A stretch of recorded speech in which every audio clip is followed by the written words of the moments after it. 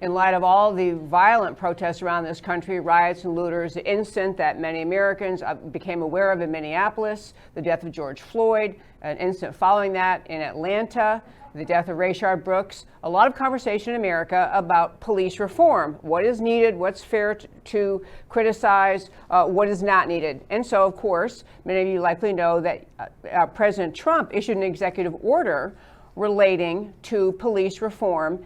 He has his executive order out. It has a lot about enabling and helping local police departments with support from the federal government, from the Department of Justice, authorizes the Department of Justice, in fact, requires them to create independent credentialing bodies that will, at a minimum, confirm certain things, talks through the idea of how the federal government can help local police departments, has a mental health component, talks about the idea that officers may need to have people with mental health expertise as part of the solution in dealing with situations where the reason the officer was called involves someone challenged with mental health issues. It's a positive document. It's very, very forthcoming, very straightforward. That was President Trump's idea. Then we had the Senate Republicans came out with their bill, and it has certain components that were expected and pretty strong, pretty good. They don't actually ban chokeholds or end qualified immunity, but they do talk about the idea that beefing up requirements for law enforcement to compile use of force reports.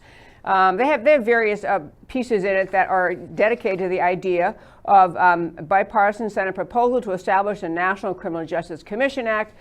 It's a Republican effort to deal with the many concerns many Americans have about the police in our country, and frankly, exaggerated concerns because of the way the media depicts the police so often. And then, of course, the Democrats had their reform package.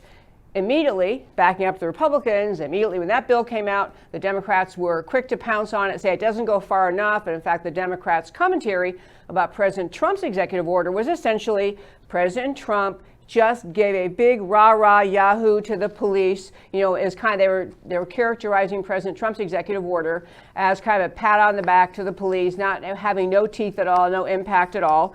And the Democrats have a far more and you know, I will say, it's not just that it has more provisions relating to the conduct of police. It has a feel to it, on the Democrat side, a move toward national control of the policing function. A very, in my view, dangerous idea, an idea that tends toward expansion of federal power, that tends to limit the power in local jurisdictions for their police, their communities to deal with their issues.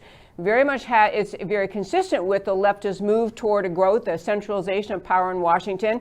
On the Democrat side, they have all sorts of specifics, make it easier for victims of abuse to recover damages, ending chokeholds. They have all sorts of other provisions. So there are ideas on the table. Obviously, President Trump's is an executive order, not an idea. Republicans and Democrats. And I'll close the first five by saying Antifa has their idea too. We've been talking about it numerous times in the last week or so, which is essentially defund the police or abolish the police, another way to talk about it, with the idea that we're going to go to some sort of the community justice idea. In fact, the area in Seattle, which they're calling CHAZ or CHOP, the O, that what they're talking about, autonomous zones, that autonomous zone idea comes from Antifa thinking decades back, with the idea that really justice should be held in the hands of the people, should be enforced by the people. You don't really need to have police at all.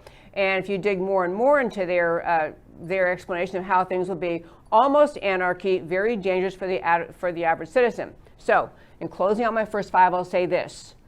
I'm always in favor of having a transparent system to look into what police do, whether there need to be changes made in the way training occurs, changes made in the way the particular forms of discipline or conduct by police is permissible.